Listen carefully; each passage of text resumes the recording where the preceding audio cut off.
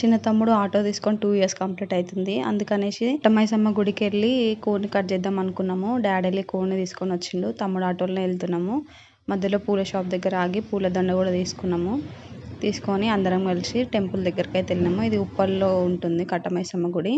Temple దగ్గరికి వెళ్ళినాము. First అమ్మవారిని దర్శనం చేసుకొని తర్వాత బండి పూజ చేయించాలి. మేము ఇంటి దగ్గర నుంచి నైవేద్యము, వాటర్, కోడి అన్నీ తీసుకొని వచ్చినాము. ప్రదక్షిణ చేస్తున్నాం. ప్రదక్షిణ ఫాస్ట్గా కంప్లీట్ చేసుకున్నాము. మా డాడీ కోడిని చూపిస్తున్నాడు.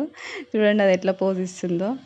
నెక్స్ట్ ప్రదక్షిణ కంప్లీట్ చేసుకొని అమ్మవారికి పసుపు కుంకుమ వేసేసి చాక పెట్టేసి నైవేద్యం పెట్టినాము. నెక్స్ట్ ఇంకా 1 by 1 అందరం దండం పెట్టుకొని ఒక్కొక్కరం ఇంకా కొబ్బరికాయలు కొట్టడం అయితే స్టార్ట్ చేసినాము. తమ్ముడు కొబ్బరికాయ కొడుతున్నాడు. మేము కొట్టేది వీడియో తీయలేదు.